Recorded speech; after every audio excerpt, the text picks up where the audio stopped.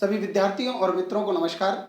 भारतीय इतिहास श्रृंखला के व्याख्यान 22 के साथ मैं आप सभी के समक्ष उपस्थित हूँ। भारतीय इतिहास के अंतर्गत आज जिस विषय बिंदु पर हम अपना व्याख्यान प्रारंभ करने जा रहे हैं, उस विषय बिंदु का शीर्षक है ईस्ट इंडिया कंपनी के अधीन भारत में प्रशासनिक ढांचा 1757 से 1857। आज हम इस टॉपिक के अंतर्गत ईस्ट इंडिया कंपनी के अधीन भारत में प्रशासनिक ढांचे से संबंधित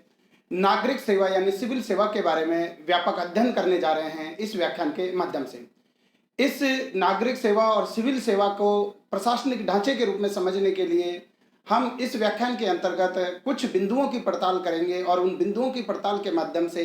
नागरिक सेवा की एक प्रशासनिक ढांचे में यानी ईस्ट इंडिया कंपनी के अधीन 1757 से और 1857 ईस्वी के दौरान इस नागरिक सेवा ने ब्रिटिश ईस्ट इंडिया कंपनी के भारत में प्रशासन को स्थापित करने के लिए किस प्रकार का योगदान दिया, वो पूरी प्रक्रिया क्या थी और उस सिविल सर्विसेज का विकास है वो किन सिद्धांतों किन मानकों के आधार पर किया गया और समय के अनुसार उसमें कौन से परिवर्तन हुए, इन सारे तथ्यों और बिंदुओं की पड़ताल एक आलोचनात्मक विवेचना के माध्यम से हम इस व्याख्यान के द्वारा करने जा रहे हैं। तो इस व्याख्यान से संबंधित जिन बिंदुओं पर हमारा फोकस रहेगा उसमें सबसे पहले हम बात करेंगे 1600 से 1772 ईस्वी के दौरान कंपनी का प्रशासनिक ढांचा किस प्रकार का था। दूसरे बिंदु के अंतर्गत हमारी बात होगी 1772 से 1857 ईस्वी के दौरान कंपनी के ईस्ट इंडिया कंपनी के भारत में जो प्रशासनिक ढांचे का क्रमिक विकास हुआ है उसके उद्देश्य क्या थे और उसकी आवश्यकता क्यों महसूस हुई। तीसरे बिंदु के अंतर्गत हम बात करेंगे प्रशासन के स्तंभ। भारत में ईस्ट इंडिया कंपनी के प्रशासन 3 स्तंभों पर टिका हुआ था जिसे हम कहते हैं नागरिक सेवा, सिविल सेवा, दूसरा है सेना और पुलिस और तीसरा है न्यायिक ढांचा। इस व्याख्यान के अंतर्गत हम पूरी तरह से सिर्फ नागरिक सेवा पर यानी सिविल सेवा के ढांचे ने किस प्रकार प्रशासनिक संगठन में अपनी अहम भूमिका निभाई, इसी पर अपना पूरा ध्यान केंद्रित करने जा रहे हैं इस व्याख्यान के माध्यम से। चौथे बिंदु के अंतर्गत हमारी बात होगी नागरिक सेवा। स्पेशल इस व्याख्यान में पूरा का पूरा हमारा फोकस है वो सिर्फ नागरिक सेवा पर है। तो नागरिक सेवा पर हम बात करेंगे कि इसका विकास कैसे हुआ, इसके उद्देश्य क्या थे और ब्रिटिश ईस्ट इंडिया कंपनी के लिए इसका क्या महत्व था और भारतीय जनमानस के लिए भारतीय राजनीतिक परिस्थितियों में इसको हम किस प्रकार से देख सकते हैं। इन चारों बिंदुओं के माध्यम से हम ईस्ट इंडिया कंपनी के अधीन भारत में प्रशासनिक ढांचे से संबंधित नागरिक सेवा के पूरे विकास क्रम है उसको समझने का प्रयास करते हैं। अब हम सबसे पहले बात कर लेते हैं इस व्याख्यान के प्रथम बिंदु की। प्रथम बिंदु के अंतर्गत हम बात करने जा रहे हैं 1600 से 1772 ईस्वी के दौरान कंपनी का प्रशासनिक ढांचा है वो किस प्रकार का था। आप सभी जानते हैं और जैसा कि हमने पूर्ववर्ती व्याख्यानों में इस बात की काफी व्यापक चर्चा की है कि ईस्ट इंडिया कंपनी अपनी प्रकृति में एक व्यापारिक कंपनी थी। वो एक निजी व्यापारियों के एक संगठन के द्वारा संचालित थी जिसको ब्रिटेन के रॉयल चार्टर के माध्यम से पूर्व के देशों के साथ व्यापार करने का अधिकार मिला था और समय समय पर उस चार्टर का नवीनीकरण किया जाता रहा था।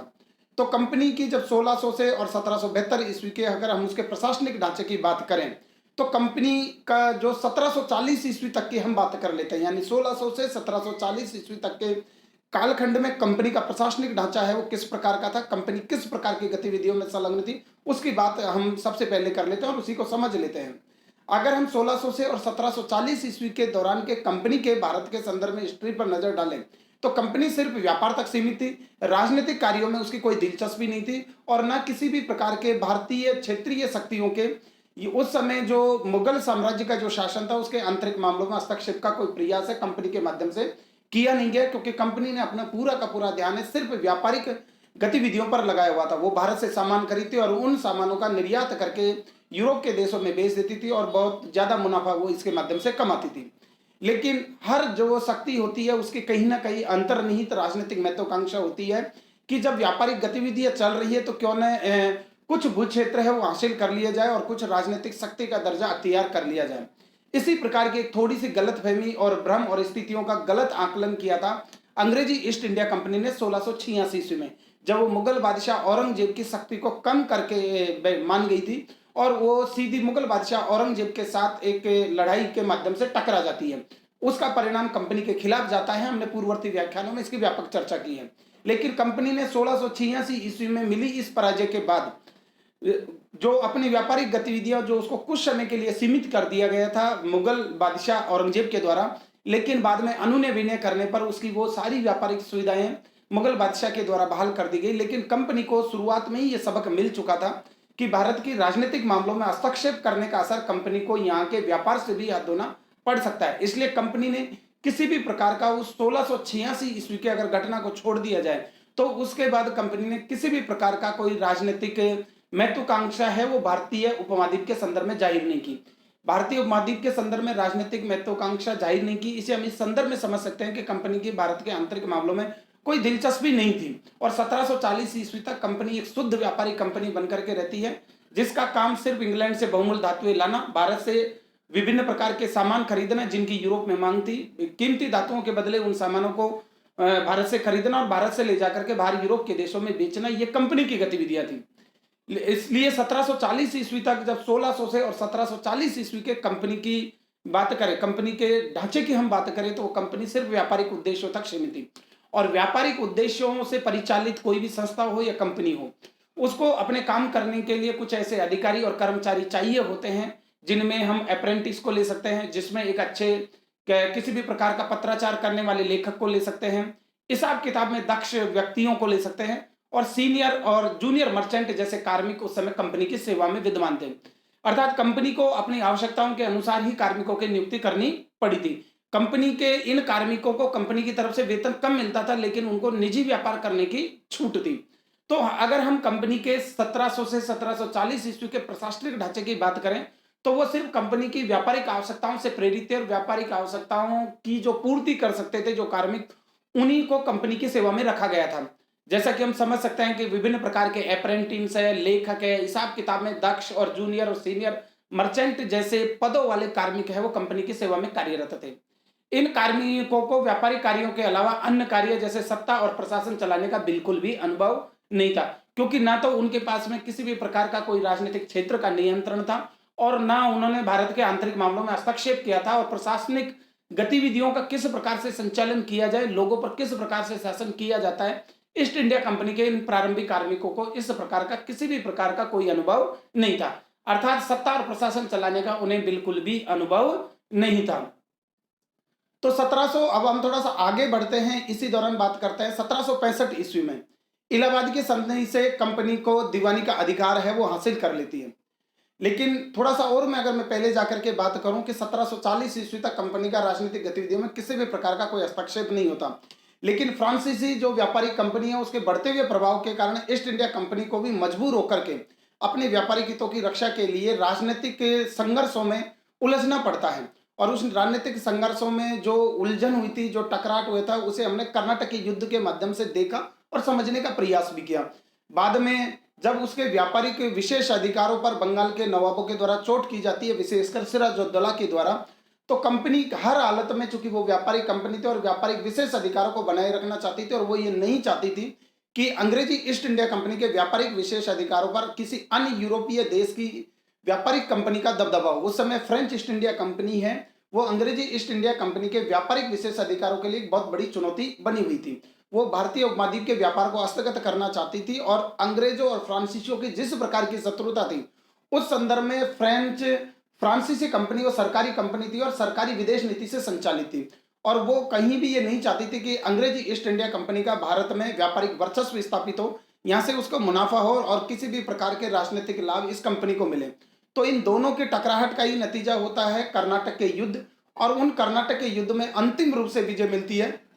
वो अंग्रेजी ईस्ट इंडिया कंपनी को मिलती है। लेकिन अंग्रेजी ईस्ट इंडिया कंपनी का कर्नाटक के युद्धों में जो जीत हासिल होती है उससे उसका इतना मनोबल बढ़ जाता है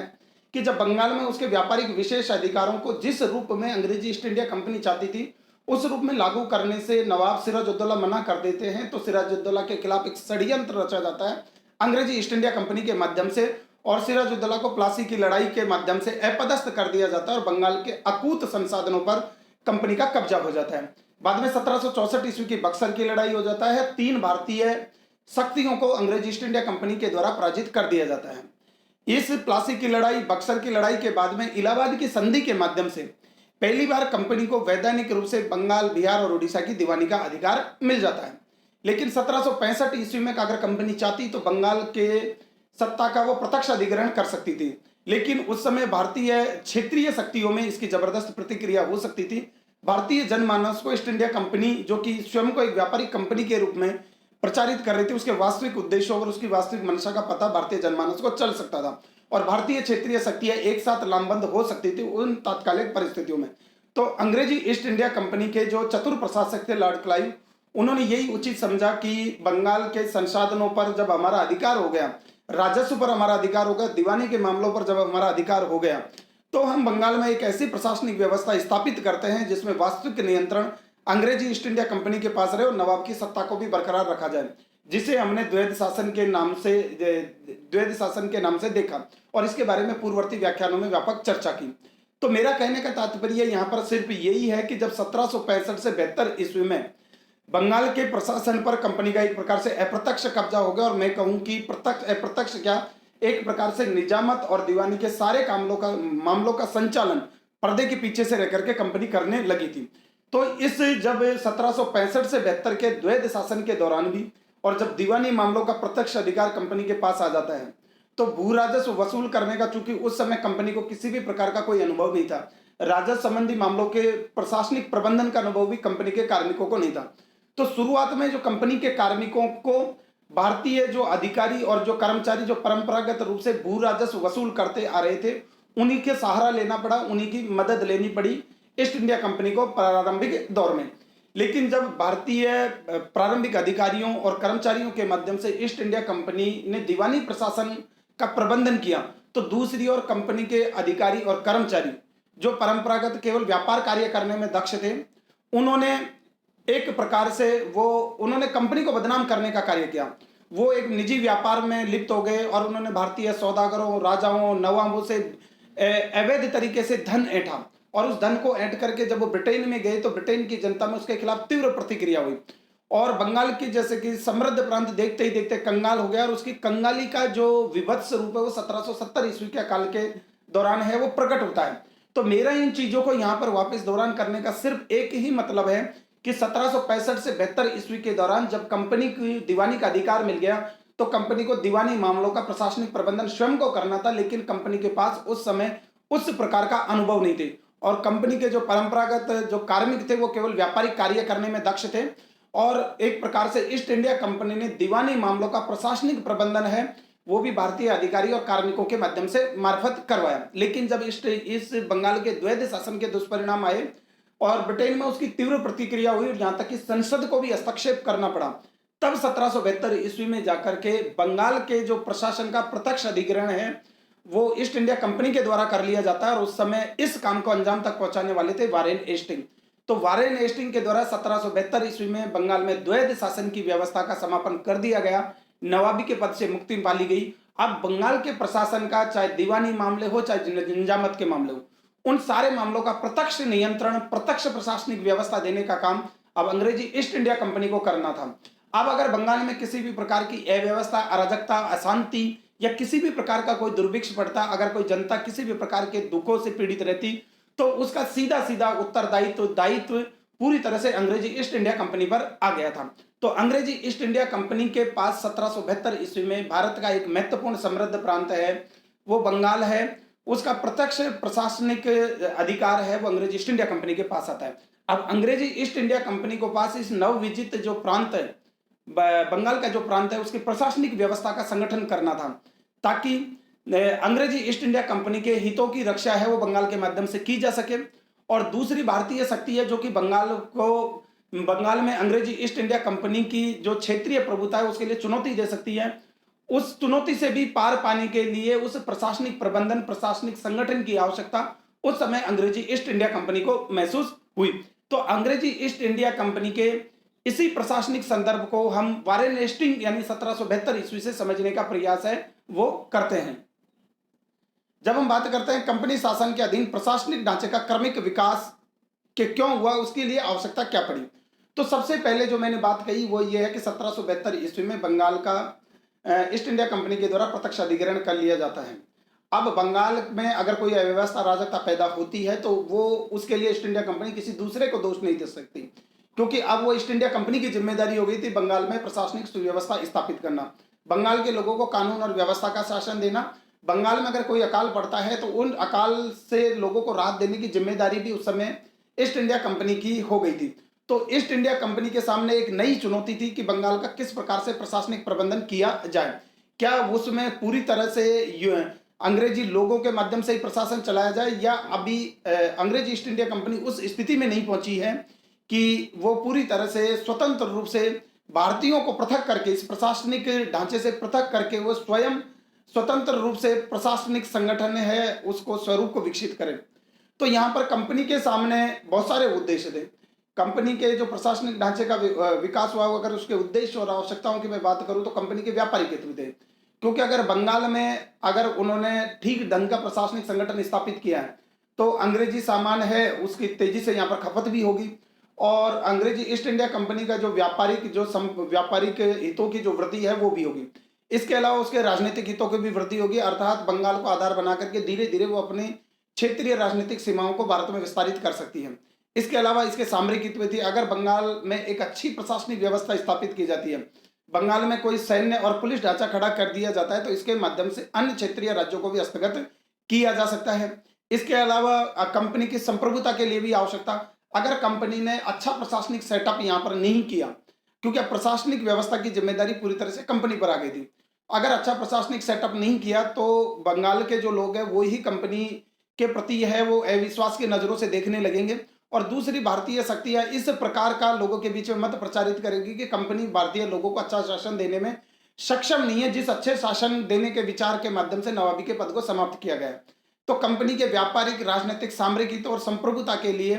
एक सुव्यवस्थित प्रशासनिक ढांचे के गठन की आवश्यकता है वो महसूस हो गई थी। इसके अलावा अगर हम बात करें तो बदली हुई परिस्थितियों के अनुसार, अर्थात 1772 से में जो बंगाल, केवल बंगाल ही उस समय प्रत्यक्ष नियंत्रण में था, बाद में जब आया 1799 में और सहायक संधियों के माध्यम से बहुत सारे जो भारतीय इलाके हैं वो अप्रत्यक्ष नियंत्रण में आ गए। बाद में धीरे धीरे इसका विस्तार होता गया तो कुछ बहुत सारे इलाके वो प्रत्यक्ष नियंत्रण में आए और अधिकांश इलाके अप्रत्यक्ष नियंत्रण में रहे। तो जिन प्रत्यक्ष इलाकों का नियंत्रण ईस्ट इंडिया कंपनी के अधीन आ गया था, और जैसे जैसे ईस्ट इंडिया कंपनी की राजनीतिक सीमाओं का विस्तार होता गया, उन राजनीतिक सीमाओं के विस्तार को सुव्यवस्थित करने के लिए, उसमें ब्रिटिश शासन को स्थायित्व प्रदान करने के लिए उन क्षेत्रों में एक अच्छी प्रशासनिक व्यवस्था का विकास करना आवश्यक था, ताकि अंग्रेज के हितों को, ईस्ट इंडिया कंपनी की संप्रभुता को और ईस्ट इंडिया कंपनी के सामरिक और राजनीतिक हितों पर किसी भी प्रकार की आंच नहीं आए। तो अगर जब भी हम बात करें कि इस टॉपिक से संबंधित कि कंपनी के अधीन प्रशासनिक ढांचे के विकास की आवश्यकता क्यों थी, तो हमारे सामने ये पिक्चर बिल्कुल क्लियर होनी चाहिए कि कंपनी के व्यापारिक, राजनीतिक, सामरिक हितों और संप्रभुता के लिए ऐसा करना आवश्यक था। इसके अलावा गृह देश यानी ब्रिटेन के राष्ट्रीय हितों की पूर्ति के लिए भी एक अच्छी प्रशासनिक सेटअप है वो ईस्ट इंडिया कंपनी के माध्यम से करना आवश्यक था। उन क्षेत्रों के लिए जिन क्षेत्रों को उसने लगातार विजित कर लिया था, उन विजित क्षेत्रों को अपने अधीन बनाए रखने के लिए, उन विजित क्षेत्रों में अंग्रेजी सर्वश्रेष्ठता को स्थापित करने के लिए, उन विजित क्षेत्रों में ईस्ट इंडिया कंपनी की संप्रभुता को स्थापित करने के लिए वहां पर एक अच्छी प्रशासनिक व्यवस्था की स्थापना करना आवश्यक है। उस प्रशासनिक व्यवस्था का स्वरूप चाहे निरंकुश हो, लेकिन वो एक तरह से अंग्रेजी हितों की पूर्ति करने वाली होनी चाहिए, ऐसा अंग्रेजी ईस्ट इंडिया कंपनी का मानना था, और इस प्रकार के उद्देश्य थे, इस प्रकार की आवश्यकता थी प्रशासनिक ढांचे के विकास के लिए। तो अगर हम बात करें कि बदली हुई परिस्थिति और विस्तारित होती हुई राजनीतिक सीमाओं में कानून व्यवस्था बनाए रखने के लिए भी ऐसा आवश्यक था, और इन्हीं परिस्थितियों को ध्यान में रख करके ब्रिटिश ईस्ट इंडिया कंपनी के द्वारा 1772 से और 1857 ईस्वी के बाद में प्रशासनिक ढांचे का न केवल विकास किया गया, अपितु धीरे धीरे पूरा भारतीय उपमहाद्वीप है अंग्रेजी ईस्ट इंडिया कंपनी के प्रशासनिक ढांचे से एक तरह से पूरी तरह से शासित होने लगा। तो उसी अंग्रेजी ईस्ट इंडिया कंपनी के प्रशासनिक ढांचे से संबंधित हम उसके महत्वपूर्ण स्तंभ है उन पर कुछ बात करने जा रहे हैं। अगर हम अंग्रेजी ईस्ट इंडिया कंपनी के इस प्रशासनिक, जैसे कि सेटअप है, अंग्रेजी ईस्ट इंडिया कंपनी के इस प्रशासनिक सेटअप को अगर हम देखें कि किस तरह से उसने विजित क्षेत्रों पर अपना प्रशासन स्थापित किया, क्या उसमें भारतीयों की कहीं कोई मदद ली गई या पूरी तरह से प्रशासन का आंग्लीकरण किया गया। प्रशासन का आंग्लीकरण किया गया तो किस स्तर पर किया गया, भारतीयों को किस स्तर तक के पदों पर शामिल किया गया, और महत्वपूर्ण पदों से भारतीयों को अलग क्यों रखा गया, अंग्रेजों का क्या मानना था और अंग्रेज ऐसा क्यों कर रहे थे, इसको हम इस बिंदु के माध्यम से समझेंगे। जब हम ब्रिटिश ईस्ट इंडिया कंपनी के प्रशासनिक ढांचे की बात करते हैं तो उसका प्रशासनिक ढांचे के 3 पिलर थे। पहला नागरिक सेवा थी, जिसे हम सिविल सर्विस के नाम से जानते हैं। जिसे लोक सेवा भी हम कह सकते हैं। दूसरा सेना और पुलिस था, और तीसरा था न्यायिक संगठन यानी न्यायिक ढांचा। भारत में जो ब्रिटिश प्रशासन है वो महत्वपूर्ण 3 स्तंभों पर टिका हुआ था, यानी नागरिक सेवा जिसे हम सिविल सर्विस के नाम से जानते हैं, दूसरा है सेना और पुलिस, और तीसरा है न्यायिक ढांचा। हम इस व्याख्यान में सिर्फ और सिर्फ बात करने जा रहे हैं नागरिक सेवा यानी सिविल सर्विस के भारतीय प्रशासनिक संगठन में योगदान पर, उसकी क्या भूमिका थी उसके बारे में। और अगले व्याख्यानों में इसके जस्ट अगले व्याख्यान में हमारी चर्चा होगी प्रशासन के स्तंभ के रूप में सेना और पुलिस और न्यायिक ढांचे का क्या योगदान रहा, उस पर हमारी बात होगी। फिलहाल हम बात कर लेते हैं इस व्याख्यान में नागरिक सेवा की यानी सिविल सेवा की। अगर हम जब नागरिक सेवा की बात करें तो जब 1765 ईस्वी में क्लाइव बंगाल का गवर्नर बन करके आया तो उसने जो कंपनी के अधिकारी और जो कर्मचारी हैं जो शुरुआत में व्यापारिक कार्यों में हस्तगत थे और बाद में दीवानी मामलों का जब प्रबंधन उनके हाथ में आ गया, तो वो क्योंकि दीवानी मामलों का और भू राजस्व वसूल करने की प्रथा से इतने परिचित नहीं थे, तो कंपनी ने दीवानी मामलों का जो प्रबंधन किया या भू राजस्व की जो वसूली का जो काम किया वो भारतीय अधिकारी और कार्मिकों के माध्यम से करवाया। उस समय अंग्रेज ईस्ट इंडिया कंपनी के अधिकारी और कर्मचारी केवल भारतीय अधिकारी और कर्मचारियों की निगरानी करते थे। तो शुरुआत में जो लॉर्ड क्लाइव जब 1765 ईस्वी में जब उन्होंने इस प्रकार की व्यवस्था की और कंपनी के अधिकारी और कर्मचारियों को केवल भारतीय अधिकारी और कर्मचारियों की कार्यों की निगरानी के लिए नियुक्त किया, तो लॉर्ड क्लाइव ने इन जो प्रारंभिक अधिकारी और कर्मचारी थे जो पहले अपनी मूल प्रकृति में व्यापारिक कार्य करते थे, अब उनको निगरानी करनी थी, उनको एक प्रकार से उनका सुपरविजन करना था भारतीय अधिकारी और कार्मिक जिनकी सेवा अंग्रेजी ईस्ट इंडिया कंपनी के द्वारा भू राजस्व के प्रबंधन में ली जा रही थी, दीवानी मामलों के प्रशासन में ली जा रही थी। तो लॉर्ड क्लाइव ने इनको शुरुआत में लोक सेवक कहा, यानी और इनको ईमानदारी का पाठ पढ़ाने के लिए उसने बहुत सारे उपाय भी किए और उनके लिए ये प्रयास भी किए, लेकिन कंपनी के अधिकारी और कर्मचारी थे उनको वेतन कम मिलता था उस समय। लॉर्ड क्लाइव ने उनके वेतन को बढ़ाने का कोई प्रयास नहीं किया, लेकिन उनसे ईमानदारी और नैतिकता की अपेक्षा की, जबकि स्वयं लॉर्ड क्लाइव कभी उस तरह का ईमानदार और नैतिकता के मूल्यों पर खरा नहीं उतरा, लेकिन उसने दूसरों से अपेक्षा की। तो कंपनी के अधिकारी और कर्मचारियों ने काफी कुछ तो लॉर्ड क्लाइव से ही सीखा था, और अब वो कैसे ईमानदार रहते, कैसे वो भ्रष्टाचार में लिप्त नहीं रहते। तो जो 1765 से 72 ईस्वी के द्वैध शासन के दौरान जो कंपनी के अधिकारी और कर्मचारी जो भारतीय अधिकारी और कर्मचारियों को निगरानी और नियंत्रण करते थे, वो भी पूरी तरह से भ्रष्टाचार में डूब गए। उन्होंने निजी रूप से भारतीय कारीगरों, सौदागरों, हस्तशिल्पियों से और भारतीय सामान को मनमानी कीमत पर खरीद करके भारतीय नवाबों से धन ऐंठा, भारतीय राजाओं से धन ऐंठा और भारतीय सौदागरों को जबरदस्ती कर देने के लिए बाध्य करके बहुत सारा धन कमाया। और ये इस धन का अंग्रेजी ईस्ट इंडिया कंपनी के खजाने में कोई योगदान नहीं होता था, सिर्फ अंग्रेजी ईस्ट इंडिया कंपनी के प्रारंभिक व्यापारिक अधिकारी और कर्मचारियों ने सिर्फ अपनी जेब भरने के लिए उस चीज का इस्तेमाल किया। तो बाद में जब 1772 ईस्वी में बंगाल के शासन का प्रत्यक्ष अधिग्रहण अंग्रेज ईस्ट इंडिया कंपनी के द्वारा कर लिया जाता है, और अब जब सैनिक और असैनिक यानी दोनों प्रकार के मामलों का प्रशासनिक प्रबंधन अंग्रेज ईस्ट इंडिया कंपनी को करना था। उसी समय बंगाल के जो गवर्नर होते हैं वो वारेन हेस्टिंग होता है 1772 ईस्वी में, और बाद में 1773 ईस्वी के रेगुलेटिंग एक्ट के द्वारा इसी वारेन हेस्टिंग को बंगाल के गवर्नर जनरल के पद पर प्रमोट कर दिया जाता है। तो वारेन हेस्टिंग के द्वारा 1772 ईस्वी में बंगाल में प्रत्यक्ष ब्रिटिश शासन की शुरुआत की गई। इसके साथ ही वारेन हेस्टिंग वो पहला व्यक्ति था अंग्रेजी अधिकारियों की ओर से जिसने एक सुव्यवस्थित प्रशासनिक ढांचे का विकास करना की आवश्यकता महसूस की, और ऐसा करना आवश्यकता अगर भारत में अंग्रेजी ईस्ट इंडिया कंपनी के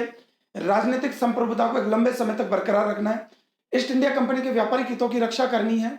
और भारत की क्षेत्रीय शक्ति से बंगाल में जो अंग्रेज ईस्ट इंडिया कंपनी का अधिकार हो गया उसको बचाए रखना है, तो इसके लिए एक सुव्यवस्थित प्रशासनिक ढांचे का विकास करना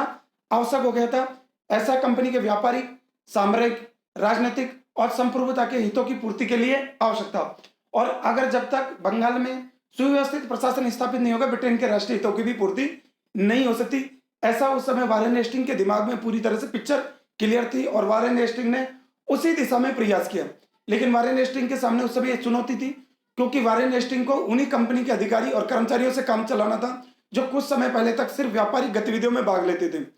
अब वारेन हेस्टिंग को बगैर भारतीय कार्मिकों और अधिकारियों के सहयोग लिए बिना प्रारंभिक तौर पर बंगाल में सुव्यवस्था स्थापित नहीं कर सकता था। वारेन हेस्टिंग ने अपने अधिकारी और कर्मचारियों को सिर्फ यही किया कि भारतीय अधिकारी और कर्मचारी जो कि प्रशासन के कार्य में सहयोग दे रहे थे, दीवानी कार्यों में सहयोग दे रहे थे, उनके निगरानी और नियंत्रण का काम है वो सौंप दिया और उनसे ये अपेक्षा की कि वो ईमानदारी से अपना काम करे, भ्रष्टाचार के कार्य में कोई लिप्त नहीं हो। और वारेन हेस्टिंग ने सिर्फ ऊपर के यानी टॉप लेवल के प्रशासनिक ढांचे हैं उसी पर ज्यादा ध्यान दिया और टॉप लेवल के प्रशासनिक ढांचे पर ध्यान देते हुए उसने जिला मजिस्ट्रेट और जिला कलेक्टर के रूप में अंग्रेज अधिकारी हैं उन जैसे पदों का एक प्रकार से सृजन किया। अर्थात महत्वपूर्ण प्रशासनिक पदों पर जिला मजिस्ट्रेट और जिला कलेक्टर के रूप में अधिकारी हैं उनको बिठाया और उनको ये कहा गया कि आप जिले से संबंधित जो भी कार्य हैं यानी राजस्व से संबंधित सैनिक असैनिक कार्य हैं उनकी निगरानी करेंगे और आपको इस कार्य में सहयोग है वो भारतीय अधिकारी और कर्मचारी करेंगे, क्योंकि जो कंपनी के अधिकारी और कर्मचारी हैं उनके द्वारा उनके भरोसे रह करके उस तरह के बंगाल में प्रशासनिक व्यवस्था है वो स्थापित नहीं की जा सकती थी। तो वारेन हेस्टिंग ने ऊपर के लेवल के प्रशासनिक ढांचे में परिवर्तन करके जिला कलेक्टर और जिला मजिस्ट्रेट के रूप में अंग्रेज अधिकारियों की व्यवस्था स्थापित की और उनको अपने अपने जिलों में सैनिक असैनिक राजस्व यानी दीवानी मामलों के प्रबंधन का अधिकार है वो दे दिया गया। लेकिन वारेन हेस्टिंग की प्रशासनिक व्यवस्था ने अंग्रेजी हितों को पूरा नहीं किया, क्योंकि पुलिस व्यवस्था में पूरी तरह से वो भारतीयों के जिम्मे थी और निचले स्तर का प्रशासन है वो भारतीयों के जिम्मे था और भारतीय लोगों से वो अंग्रेजी हितों की देखभाल करेंगे या ब्रिटेन के राष्ट्रीय हितों की पूर्ति के लिए काम करेंगे ये अपेक्षा कभी की भी नहीं जा सकती थी, क्योंकि भारतीय लोग हैं वो उनसे भारतीय पृष्ठभूमि में ही वो काम करते। वो अंग्रेजी ईस्ट इंडिया कंपनी के व्यापारिक हितों को बढ़ावा देने के लिए अंग्रेजी ईस्ट इंडिया कंपनी की संप्रभुता को उस रूप से स्वीकार कर लेंगे, इस प्रकार की अपेक्षा नहीं की जा सकती थी। लेकिन वारेन हेस्टिंग को इस बात का श्रेय दिया जाता है कि उसने नागरिक सेवा के ऊपर के लेवल के प्रशासनिक ढांचे का विकास किया और बंगाल में एक प्रकार से आरंभिक स्तर पर प्रशासनिक व्यवस्था को खड़ा करने का काम किया। भले ही इस काम में उसने भारतीय अधिकारियों और कर्मचारियों की सहायता ली, लेकिन वारेन हेस्टिंग की जो प्रशासनिक व्यवस्था है जिन अपेक्षित उद्देश्यों को लेकर के चली थी उन अपेक्षित उद्देश्यों में बहुत सारी कमियां रह गई थी, जिसका समाधान बाद में आने वाले गवर्नर जनरल के माध्यम से किया जाना था। कॉर्नवालिस है उसके द्वारा सिविल सेवा में आमूलचूल बदलाव किया गया और सिविल सेवा का जो फ्रेमवर्क तैयार किया गया उसके लिए जो पॉलिसी निर्धारित की गई उसके लिए जो ढांचा तैयार किया गया सिविल सेवा के लिए उसके संदर्भ में ही भारत में अगर सिविल सेवा का जो वास्तविक जनक जो माना जाता है जिसने अंग्रेजी रूप रंग वाली सिविल सेवा को भारत में प्रारंभ किया और आज भी उस सिविल सेवा को एक तरह से भारतीय प्रशासनिक सेवा के रूप में आज भी आधुनिक भारत में उसको इस नाम से जाना जाता है। तो भारत में सिविल सेवा के जब भी जनक की बात हो उसको सुव्यवस्थित रूप की बात हो तो उसका श्रेय भारत में लॉर्ड कॉर्नवालिस को दिया जाता है। लॉर्ड कॉर्नवालिस 1786 ईस्वी में बंगाल का गवर्नर जनरल बनकर के भारत में आता है और लॉर्ड कॉर्नवालिस का एक ही उद्देश्य था कि भारत में ब्रिटिश साम्राज्य को स्थायित्व प्रदान करना, ईस्ट इंडिया कंपनी के व्यापारिक सामरिक और राजनीतिक हित हैं उनको स्टेबिलिटी प्रदान करना और भारत की अर्थव्यवस्था का और भारत के विजित क्षेत्रों का में कानून व्यवस्था की इस प्रकार से स्थिति स्थापित की जाए कि इन क्षेत्रों का ब्रिटेन के राष्ट्रीय हितों की पूर्ति के लिए इस्तेमाल किया जाए। अर्थात ब्रिटेन के संसाधन हैं उनमें वृद्धि के लिए भारत के क्षेत्रों की संपदा का है उसका इस्तेमाल हो, अर्थात बंगाल की संपदा है वो ब्रिटेन के राष्ट्रीय हितों की पूर्ति के लिए इस्तेमाल की जा सके, ऐसा लॉर्ड कॉर्नवालिस का उद्देश्य था। लेकिन लॉर्ड कॉर्नवालिस को यह भी मानना था कि वारेन हेस्टिंग ने जो प्रशासनिक सेटअप जिसमें भारतीय अधिकारी और कर्मचारियों के माध्यम से प्रशासनिक व्यवस्था देने की बात की गई थी उस पर ज्यादा भरोसा नहीं किया गया, क्योंकि लॉर्ड कॉर्नवालिस हर भारतवासी को भ्रष्ट मानता था और लॉर्ड कॉर्नवालिस एक इंजिलवादी सोच का भी व्यक्ति था और इंजिलवाद के प्रतिपादक जैसे मैंने पूर्ववर्ती व्याख्यानों में कहा चार्ल्स ग्रांट थे और चार्ल्स ग्रांट तो ये मानता था कि भारतवासी मनुष्यता की अत्यंत निकृष्टतम जाति है और ये इतनी निकृष्ट है कि इसके पापों के कारण से ही इसकी आज ये दुर्दशा हो गई है, इसकी दुर्दशा हो गई है, ये एक पतित अवस्था में पहुंच गई है। ये एक अत्यंत विकृत सभ्यता से संबंधित रखने वाले जाति के लोग हैं। जब लॉर्ड कॉर्नवालिस है प्रत्येक भारतवासी को भ्रष्ट मानता है और वो कहता था कि हर भारतवासी भ्रष्ट है और किसी भी भारतीय अधिकारी और कर्मचारी से कि वो ब्रिटेन के राष्ट्रीय हितों की पूर्ति के लिए कार्य करेगा, कंपनी के व्यापारिक हितों की समृद्धि के लिए कार्य करेगा, कंपनी के संप्रभुता को स्वीकार करेगा और भारत में अंग्रेज हितों की सुरक्षा के लिए काम करेगा, इस प्रकार की अपेक्षा नहीं की जा सकती और भारतीय इतने योग्य भी नहीं है कि वो इस प्रकार की प्रशासनिक व्यवस्था का संभाल सके, उस प्रकार का प्रशासनिक व्यवस्था का संचालन कर सके। इस प्रकार की जो सोच है वो लॉर्ड कॉर्नवालिस की थी। तो लॉर्ड कॉर्नवालिस ने उसी संदर्भ में भारत में सिविल सेवा का विकास किया और सिविल सेवा के संदर्भ में पूरी नीति, पूरी एक आचार संहिता है वो तैयार की। और जैसा कि मैंने कहा कि भारत में सुव्यवस्थित सिविल सेवा के विकास का श्रेय किसी को दिया जाता है तो वो थे लॉर्ड कॉर्नवालिस। और लॉर्ड कॉर्नवालिस ने भारत में सिविल सेवा को जिस आधार पर तैयार किया, उसका यह मानना था कि भारत में सिविल सेवा के महत्वपूर्ण पदों पर सिर्फ और सिर्फ अंग्रेजों का अधिकार होना चाहिए, क्योंकि अंग्रेजी जो कोई भी व्यक्ति है जो महत्वपूर्ण प्रशासनिक पद पर बैठेगा वो अंग्रेजी हितों की देखभाल के लिए काम करेगा, अंग्रेजी हितों की पूर्ति के लिए काम करेगा, ब्रिटेन के राष्ट्रीय हितों की पूर्ति के लिए काम करेगा। इससे ईस्ट इंडिया कंपनी का भारत में जो ब्रिटिश साम्राज्य है वो लंबे समय तक दीर्घजीवी बना रहेगा। इसे हम भारतीयों के भरोसे नहीं छोड़ सकते। तो इस प्रकार लॉर्ड कॉर्नवालिस ने ईस्ट सिविल सेवा के आंग्लीकरण से संबंधित एक नीति का, एक सिद्धांत का और एक उस प्रकार के एक आचार संहिता का निर्माण किया। लॉर्ड कॉर्नवालिस ने यह भी कह दिया कि सिविल सेवा के महत्वपूर्ण पद, चाहे वो इंजीनियरिंग डिपार्टमेंट से संबंधित हो या प्रशासनिक डिपार्टमेंट से संबंधित हो या राजस्व से संबंधित हो या न्यायिक विभाग से संबंधित हो, सिविल सेवा के जितने भी जो महत्वपूर्ण पद हैं जिनमें सालाना वेतन 500 पाउंड या उससे अधिक मिलता है, उसमें किसी भी हालात पर किसी भी भारतीय की नियुक्ति है वो नहीं की जाए, क्योंकि अगर ऐसा किया जाता है तो ब्रिटेन के राष्ट्रीय हितों की उपेक्षा होगी। तो लॉर्ड कॉर्नवालिस ने जो नीति बनाई कि 500 पाउंड या उससे अधिक ज्यादा वार्षिक वेतन पाने वाले पदों पर सिर्फ और सिर्फ अंग्रेजी लोगों की नियुक्ति की जानी चाहिए। और उस समय इंग्लैंड का जो मध्यम वर्ग है जिसका तेजी से उभार हो रहा था, वो भी भारत में सिविल सेवा के रूप में अपने लिए व्यापक संभावनाएं और अवसर है वो तलाश रहा था। और लॉर्ड कॉर्नवालिस भारतीयों को इसमें शामिल करके, लॉर्ड कॉर्नवालिस है भारतीयों को इसमें शामिल करके वो अंग्रेजों को इस महत्वपूर्ण सेवा के अवसर से वंचित नहीं करना चाहता था, इस महत्वपूर्ण संभावनाओं से वो वंचित नहीं करना चाहता था। और इसी संदर्भ में उसने सिविल सेवा के आंग्लीकरण की नीति को न केवल बढ़ावा दिया बल्कि उसके लिए सिद्धांत और नियम है वो निर्धारित किए। उन्होंने सिविल सेवकों के लिए आचरण का निर्धारण किया और उनको ईमानदार, यानी क्लाइव और वारेन हेस्टिंग ने जो सिविल सेवकों को, यानी जो प्रारंभिक लोक सेवक थे जो बिखरे हुए रूप में थे जिनमें उस प्रकार की योग्यता नहीं थी, उनको ईमानदारी पूर्ण व्यवहार करने की जब बात की, लेकिन उनके वेतन बढ़ाने के लिए कोई प्रयास नहीं किया। लॉर्ड कॉर्नवालिस ने यहाँ के जब कंपनी के अधिकारी और कर्मचारियों की वेतन की प्रक्रिया का जब अध्ययन किया तो उन्होंने देखा कि कंपनी के अधिकारी और कर्मचारी को बहुत कम वेतन मिलता है। जब इतना कम वेतन मिलेगा, जब उसके पारिवारिक भरण पोषण नहीं होता, तो ऐसा अधिकारी और कर्मचारी और भ्रष्टाचार में तो डूबेगा ही डूबेगा और अन्य स्रोतों से अनैतिक तरीके से धन जुटाने का प्रयास करेगा। तो सबसे पहले लॉर्ड कॉर्नवालिस ने कंपनी के अधिकारी और कर्मचारियों में ईमानदारी और नैतिक सिद्धांतों का विकास करने के लिए सारे अधिकारी और कर्मचारियों के वेतन बढ़ा दिए। और उस समय जो जिला कलेक्टर का वेतन है वो 1500 रुपए प्रति माह निर्धारित किया गया, जो उस समय ज्ञात संसार में किसी सेवा के लिए मिलने वाला सबसे बड़ा वेतन था। तो इसके अलावा उसने अधिकारियों के लिए, अधिकारी और कर्मचारी जो सिविल सेवा के नियुक्त किए जाते थे,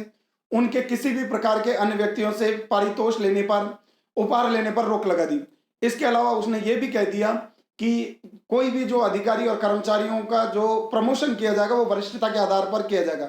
ऐसा इसलिए लॉर्ड कॉर्नवालिस ने किया ताकि अधिकारी और कर्मचारी अनावश्यक रूप से किसकी चापलूसी नहीं करें। वरिष्ठता के आधार पर जब प्रमोशन की गारंटी हो गई तो अधिकारी और कर्मचारी से एक बेहतर प्रकार से अपनी कार्य क्षमता के साथ काम करने की कल्पना है वो की जाती थी। और उस प्रकार के लिए और ऐसा देखने को भी मिला, लॉर्ड कॉर्नवालिस ने सिविल सेवकों में ईमानदारी का विकास करने के लिए इस प्रकार के नियम प्रणाली बनाई, इस प्रकार के सिद्धांत अधिकारित किए और एक प्रकार से सिविल सेवा के महत्वपूर्ण पदों को केवल अंग्रेजों के लिए आरक्षित कर दिए, सुरक्षित कर दिए। और काफी हद तक 1853 ईस्वी तक ये व्यवस्था, या मैं कहूँ कि 1857 ईस्वी के विद्रोह तक एक प्रकार से पूरी प्रकार से सिविल सेवा के अब महत्वपूर्ण पदों पर अंग्रेज अधिकारियों का कब्जा है वो बरकरार रहता है। और भारतीय अधिकारियों को, जैसा कि मैंने कहा, 500 पाउंड और इससे कम वाले वेतन पर ही नियुक्त किया जाता था, या अधिकांशतः उनको इन सेवाओं से पूरी तरह से पृथक रखा गया। जब हम बात करते हैं कि लॉर्ड वेलेस्ली के अधीन, जैसे कि ये तो लॉर्ड कॉर्नवालिस ने जो सिविल सेवा का पूरा ढांचा वो आंग्लीकरण की पद्धति पर तय कर दिया, लेकिन लॉर्ड वेलेस्ली जिसने भारत में साख संधि की नीति के माध्यम से ब्रिटिश के ईस्ट इंडिया कंपनी की राजनीतिक सीमाओं को विस्तारित किया था और काफी सारी क्षेत्रीय शक्तियों को अपनी राजनीतिक प्रभुता स्वीकार करने के लिए बाध्य किया था। उस लॉर्ड वेलेस्ली 1798 ईस्वी में बंगाल का गवर्नर जनरल बनकर के आता है और 1805 ईस्वी तक बंगाल का गवर्नर जनरल रहता है। लॉर्ड वेलेस्ली को ये लगता था कि जो सिविल सेवा का विकास है, जो पैटर्न जो लॉर्ड कॉर्नवालिस ने जो तय किया है वो उससे भारत में ठीक प्रकार से शासन नहीं चलाया जा सकता, क्योंकि भारत में ठीक प्रकार से शासन चलाने के लिए भारतीय परंपराओं और रीति रिवाजों की जानकारी आवश्यकता है। भारत के लोगों के आचार व्यवहार को जानना आवश्यक है, क्योंकि जब तक हम विजित जाति पर बेहतर प्रकार से शासन नहीं कर सकते जब तक यहाँ के लोगों के आचार व्यवहार और परंपराओं से परिचित नहीं हो। तो इसी सोच को लेकर के लॉर्ड वेलेस्ली ने एक प्रयास किया कि 1800 ईस्वी में उसने सिविल सेवकों के प्रशिक्षण के लिए कलकत्ता के फोर्ट विलियम में एक कॉलेज की स्थापना की, और उसमें यह प्रावधान था कि यहाँ पर 3 साल तक, यानी जो भी सिविल सेवक जो कि कोर्ट ऑफ डायरेक्टर्स के द्वारा मनोनीत किए जाने थे, उनको यहाँ पर एक इनिशियल प्रशिक्षण दिया जाता और भारतीय परंपराओं और रीति रिवाजों से परिचित करवा करके फिर उनको सिविल सेवा के महत्वपूर्ण पदों पर नियुक्त किया जाता। तो इस प्रकार के लॉर्ड वेलेस्ली की सोच थी। लेकिन लॉर्ड वेलेस्ली के इस कार्य को लंदन में बैठे हुए कंपनी के डायरेक्टर और गृह सरकार ने ज्यादा पसंद नहीं किया, क्योंकि इससे एक प्रकार से सिविल सेवकों की नियुक्ति में कोर्ट ऑफ डायरेक्टर्स का जो संरक्षण है वो समाप्त होने वाला था। और कोर्ट ऑफ डायरेक्टर्स ने चाहे कंपनी के सारे व्यापारिक विशेष अधिकार छिन गए, राजनीतिक विशेष अधिकार छिन गए, लेकिन कोर्ट ऑफ डायरेक्टर्स आपके लिए जानना आवश्यक है 1773 से और 1853 ईस्वी तक पूरी तरह से जितनी भी सिविल सेवकों की नियुक्ति की जाती थी वो कोर्ट ऑफ डायरेक्टर्स का विशेष अधिकार था और उन्हीं के माध्यम से वो नियुक्तियां की जाती रही। इस महत्वपूर्ण जो अर्थ लाभ है उसको उसको बनाए रखने के लिए कोर्ट ऑफ डायरेक्टर्स ने हर संभव प्रयास किया। तो court of directors fort William college के माध्यम से सिविल सेवकों के प्रशिक्षण की इस भारतीय व्यवस्था को, जिसको लॉर्ड वेलेस्ली बढ़ावा दे रहा था, उसको कैसे स्वीकार करते, क्योंकि उनको लगता कि अगर ये व्यवस्था स्वीकार कर ली जाती तो गवर्नर जनरलों का सिविल सेवकों के नियुक्ति में महत्वपूर्ण योगदान हो जाता और कोर्ट ऑफ डायरेक्टर्स अपने इस महत्वपूर्ण प्राधिकार को कभी नहीं छोड़ना चाहते थे। अतः उन्होंने 1805 ईस्वी में फोर्ट विलियम कॉलेज है उसको बंद कर दिया और 1806 ईस्वी में इंग्लैंड में हरफ्रोड में ईस्ट इंडिया कॉलेज की स्थापना की गई, जहां 2 वर्ष के लिए ब्रिटिश भारत में सेवा देने वाले सिविल सेवकों को प्रशिक्षण दिया जाता था और बाद में उनको भारत में महत्वपूर्ण जो सेवा के प्रशासनिक पदों पर नियुक्त कर दिया जाता था। 1806 ईस्वी में हरफ्रोड में ईस्ट इंडिया कॉलेज की स्थापना की जाती है फोर्ट विलियम कॉलेज को बंद करके, और बाद में इसे 1809 ईस्वी में हेलीबरी में स्थापित कर दिया जाता है। 1857 ईस्वी तक इस हेलीबरी कॉलेज में भारत में नियुक्त किए जाने वाले महत्वपूर्ण सिविल सर्वेंट्स का प्रशिक्षण दिया जाता था, वहीं उनको ट्रेनिंग दी जाती थी। 2 साल की प्रोविजन की व्यवस्था वो वहीं पर गुजारते थे और उसके बाद उनमें वो भारत में सेवा करने के लिए नियुक्त किया जाता था। तो इस प्रकार से अगर हम देखते हैं तो लॉर्ड वेलेस्ली ने कुछ प्रयास किया था, लेकिन लॉर्ड वेलेस्ली की उस नीति को पसंद नहीं किया, क्योंकि कंपनी के जो कोर्ट ऑफ डायरेक्टर्स है वो एक प्रकार से लॉर्ड कॉर्नवालिस की आंग्लीकरण की नीति के प्रबल समर्थक थे, जिसका एक ऐसे सिविल सर्वेंट तैयार करना चाहते थे जो पूरी तरह से अंग्रेजी रूप रंग में डले हो, अंग्रेजी हितों से परिचालित हो। इसलिए लॉर्ड वेलेस्ली के भारतीय परंपराओं और रीति रिवाजों से जोड़ने के सिविल सेवकों के प्रयास को कंपनी के कोर्ट ऑफ डायरेक्टर्स ने पसंद नहीं किया। बाद में अगर हम देखते हैं कि सिविल सेवाओं में और भी कुछ महत्वपूर्ण परिवर्तन किए गए, तो विलियम बेंटिंग के समय में, विलियम बेंटिंग है वो भारतीय पर्सपेक्टिव में एक उदारवादी दृष्टिकोण रखने वाला एक प्रकार से गवर्नर जनरल था, बंगाल का अंतिम गवर्नर जनरल, और 1833 के एक्ट से वो भारत का प्रथम गवर्नर जनरल भी बनता है। उसने ये कहा कि भारतीयों को भी सिविल सेवा के पदों पर शामिल किया जाना चाहिए, और उसने अपनी तरफ से न्यायिक अधिकारियों के पद और दर्जे जो जिस पर भारतीय अधिकारी बैठे हुए थे उन भारतीय न्यायिक अधिकारियों के पद और दर्जे बिठा दिए। उनको डिप्टी मजिस्ट्रेट, डिप्टी कलेक्टर के पोस्ट पर उनको नियुक्त किया गया। 1833 ईस्वी में उसी समय एक क्रांतिकारी परिवर्तन होता है सिविल सेवा के इतिहास में। हालांकि वो व्यवहार में कभी लागू नहीं हो पाया, लेकिन फिर भी ये आगे आने वाली एक प्रक्रिया की शुरुआत थी। 1833 ईस्वी के एक्ट की धारा 87 में एक स्पष्ट रूप से इस बात का उल्लेख किया गया कि भारत में अंग्रेजी ईस्ट इंडिया कंपनी के अधीन जो सेवाएं हैं उसमें धर्म है, जाति है, लिंग है, जन्म स्थान के आधार पर भारतीयों को के साथ किसी भी प्रकार का कोई भेदभाव नहीं किया जाएगा। अर्थात भारतीयों को भी इन सेवा में शामिल करने में किसी भी प्रकार का अंग्रेज अधिकारियों के साथ कोई भेदभाव नहीं किया जाएगा। अर्थात भारतीयों को बिना किसी भेदभाव के शामिल करने की बात है। इस 1833 ईस्वी के एक्ट की धारा 87 में इसका उल्लेख किया गया, लेकिन व्यवहार में कभी भी इस योजना पर अमल नहीं हुआ और 1853 ईस्वी तक या 1857 ईस्वी तक भारतीयों को एक प्रकार से महत्वपूर्ण प्रशासनिक पदों से अलग किया जाता रहा। केवल निचले स्तर के, छोटे स्तर के यानी क्लर्क के स्तर के जो पद हैं वो भारतीयों को दिए जाते रहे, यानी भारतीयों को केवल छोटे स्तर के पदों पर नियुक्त किया जाता रहा। और छोटे स्तर पर के पदों पर भी अंग्रेजी ईस्ट इंडिया कंपनी ने भारतीयों की दावेदारी को इसलिए स्वीकार किया क्योंकि इतनी संख्या में प्रशासनिक कार्य में सहायता देने के लिए निचले स्तर के जो कार्मिक है, क्लर्क है, वो इंग्लैंड से मिलना संभव नहीं था और इंग्लैंड से अगर कोई कार्मिक और अधिकारी निचले स्तर के पदों पर नियुक्त भी किया जाता तो उसे भारी भरकम वेतन देना पड़ता। लेकिन भारत में जो लोग थे, जो अंग्रेजी पढ़े लिखे लोग थे, वो कम कीमत पर, कम वेतन पर और आसान सेवा शर्तों पर कार्य करने के लिए तैयार थे। तो जो निचले स्तर के जो अधिकारी थे, उनकी सेवा है वो उसकी प्रकृति अस्थायी थी और भारत में सिविल सेवकों की जो सेवा की प्रकृति है वो स्थायी थी, वो कमीशन याफ्ता थे और एक प्रकार से जो सिविल सेवक थे भारत में, जो कोर्ट ऑफ डायरेक्टर्स के द्वारा नियुक्त किए जाते थे, जिनको हेलेबरी कॉलेज में प्रशिक्षण देने के बाद में भारत में नियुक्त किया जाता था, उनको बोलते थे कॉन्वेंटेड सिविल सर्वेंट, यानी प्रसंविदा युक्त सिविल सेवक। प्रसंविदा का मतलब वो एक सेवा शर्तों और नियमों से बंधे हुए थे, उनकी सेवा की प्रकृति स्थायी थी और वो कमीशन याफ्ता अधिकारी थे। जबकि निचले स्तर के जिन पोस्टों पर भारतीयों को शामिल किया गया वो अनकन्वेंटेड सिविल सर्वेंट यानी अप्रसंविदा युक्त सिविल सेवक थे।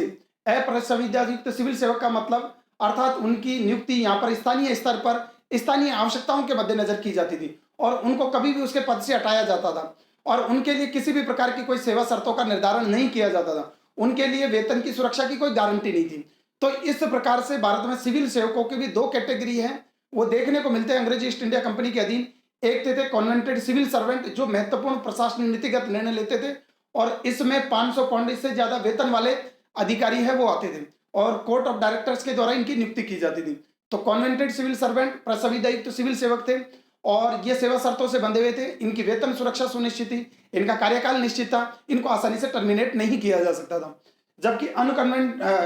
अनकॉन्वेंटेड सिविल सर्वेंट यानी अप्रसंविदा युक्त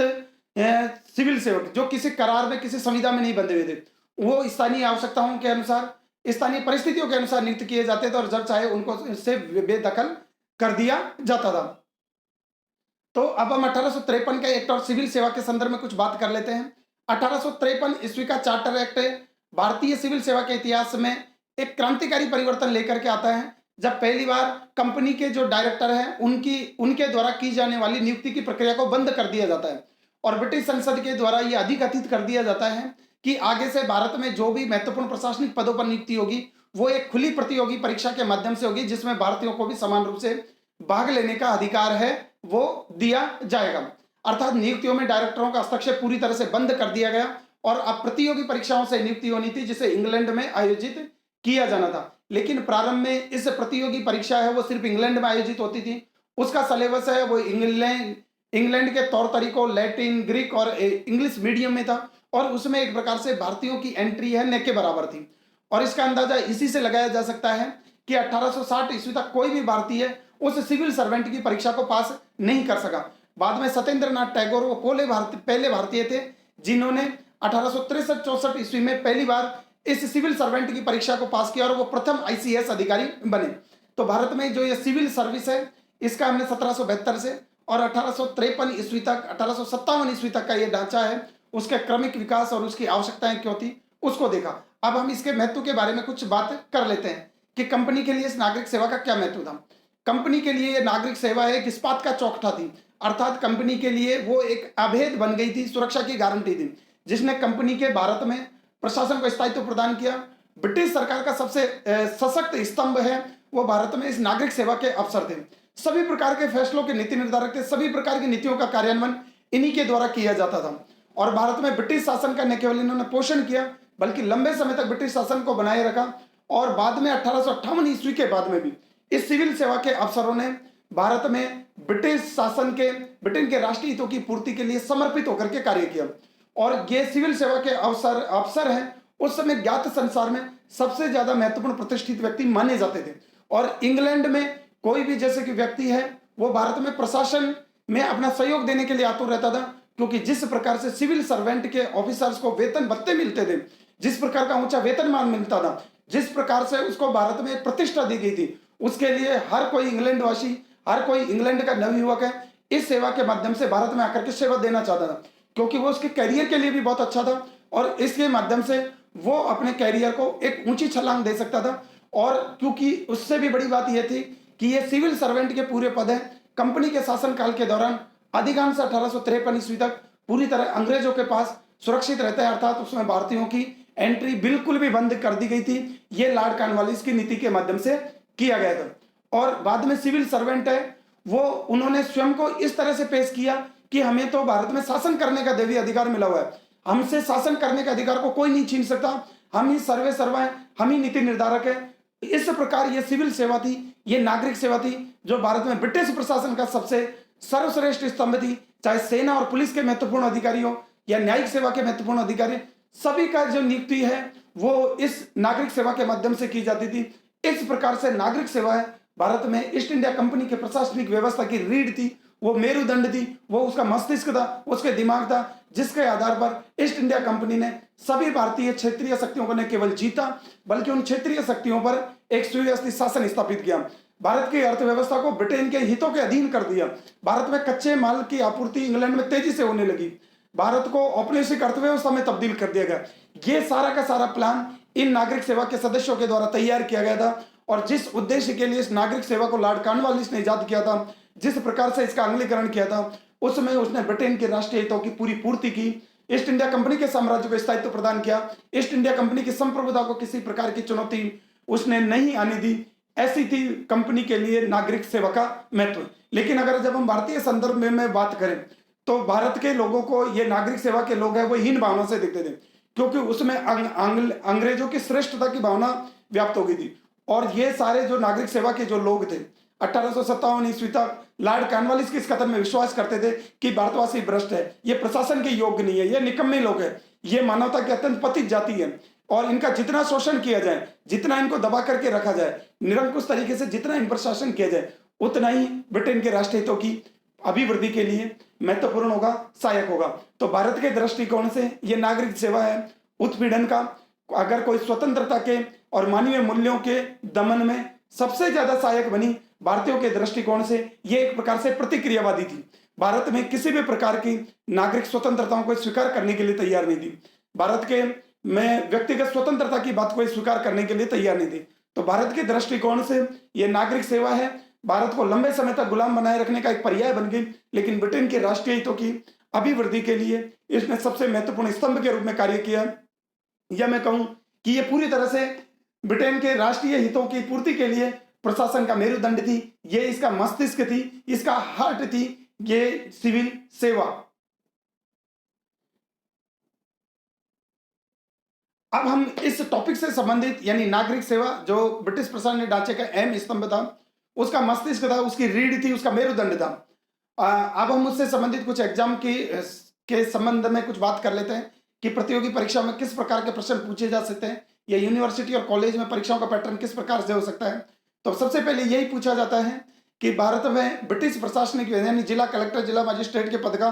सृजन किसके द्वारा किया गया? तो वो तो वारेन हेस्टिंग के द्वारा। वारेन हेस्टिंग किस प्रकार से शासन चलाया कि ऊपर के टॉप लेवल का प्रशासनिक मैनेजमेंट उसने कर दिया और भारतीय अधिकारी और कर्मचारियों के माध्यम से उसने प्रशासनिक व्यवस्था का सेटअप किया, क्योंकि उस समय उसकी मजबूरी थी। भारत में सिविल सेवा का जन्मदाता किसे माना जाता है? लॉर्ड कॉर्नवालिस को। लॉर्ड कॉर्नवालिस ने कितने पाउंड तक के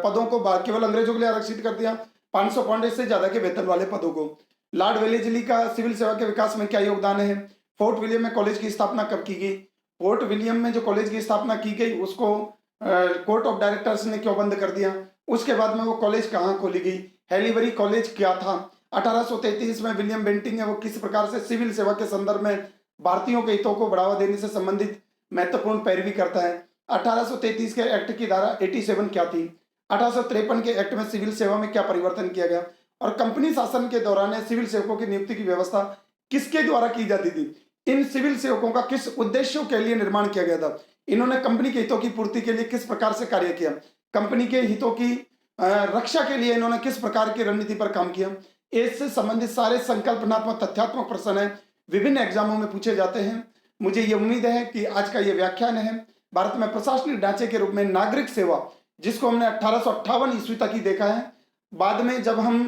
1858 ईस्वी के बाद के भारतीय इतिहास के घटनाक्रम को पढ़ेंगे तब हम नागरिक सेवा के आगे की विकास यात्रा का अध्ययन है वो आगामी व्याख्यानों में करेंगे। लेकिन 1757 से और 1857 ईस्वी तक के नागरिक सेवा सिविल सर्विस ने जो भारत में ईस्ट इंडिया कंपनी के प्रशासनिक ढांचे के विकास में जो योगदान दिया वो आपके लिए पूरी तरह से बिल्कुल स्पष्ट एक विजन इसके माध्यम से विकसित हो गया, ऐसे मैं उम्मीद करता हूं। कल फिर एक नए व्याख्यान के साथ मैं आप सभी के समक्ष उपस्थित होऊंगा। तब तक के लिए इस वीडियो को सुनने के लिए आप सभी का बहुत बहुत आभार, धन्यवाद, नमस्कार।